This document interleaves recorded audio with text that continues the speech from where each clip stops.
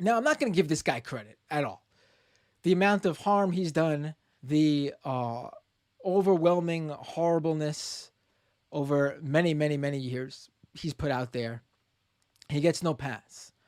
But I'm playing this clip as an example of just how egregious these instances, I should say, of police brutality, of police murder murdered by the police are when it comes to George Floyd, Dante Wright, and now we have this clip I played earlier of Adam Toledo. It's so egregious.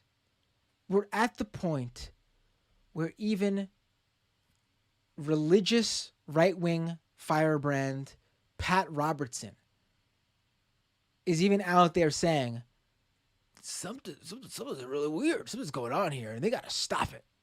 Let me play this clip for you. Also, I want to say, I think a lot of people are thinking like I was, that both the gun and the taser would be put on your dominant side, but it's not that way. They have to cross where they have them different. So you actually have to reach across yourself to you get feel the the difference. I mean, mean, it's definitely. there's just no. So here they're talking about obviously the senior cop.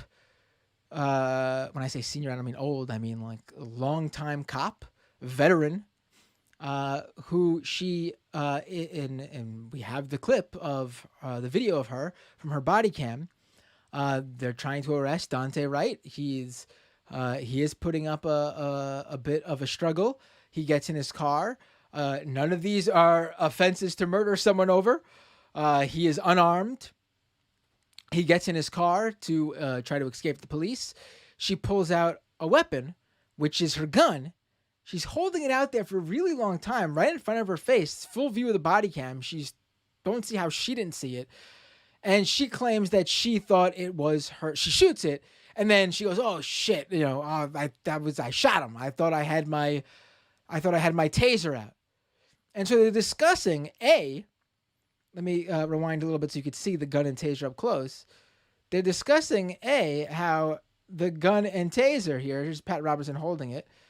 Look nothing alike, and B, are on opposite sides of the cops' belts here. So it's not like you reach on the right-hand side where they're both sitting and you could accidentally grab one, nor could you pull one out, visibly see it, and think you're holding the other. But let's continue playing this clip. Just no comparison. As I say, they're not making tasers in this yellow color anymore. They're making in black. They're making them yellow. Now, how she made the difference was she shot that poor guy to death, saying, "This is what I thought. I thought was my taser." And if you can't tell the difference in the feel of those things, it's crazy. Anyhow, she deserves. But I am pro-police, folks. I think we need the police. We need their servants, and they do a good job. But if they don't stop this onslaught, they cannot do this. The police in Virginia picked. Just want to say that's the best you'll get from him probably on that. So I would take it. I mean, he's not gonna come out and say ACAB. But listen to what he says. It's not giving him credit.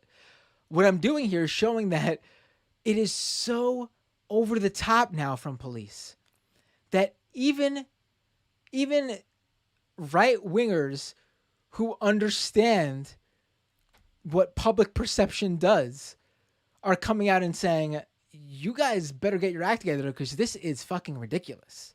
Up a lieutenant in the Army and began to give him trouble. And our state police are highly trained. But why they don't stop this? And this thing is going on in Minnesota, but the Derek Chauvin, I mean, they ought to put him under the jail. He has caused so much trouble by kneeling on the death of George Floyd. It's just, on his neck.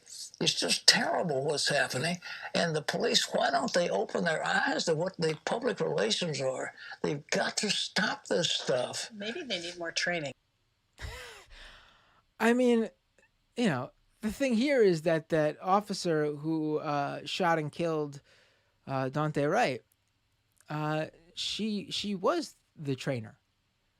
She was, and same with Derek Chauvin. I mean, this is ingrained in the system, guys.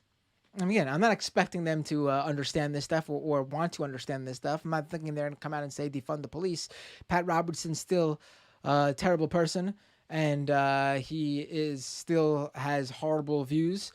But I just want to show you that like the police are being so in your face about this that even someone like Pat Robertson is coming out and saying, at the very least, don't they care about how this looks? And to answer that question, no, they don't, because that's how the system is set up for them not to have to care. I mean, how many cops have gone to jail? How many cops have even been prosecuted? How many cops have even been fired? I mean, there's no punishment for these crimes, in my point of view. So why would they care about the public perception?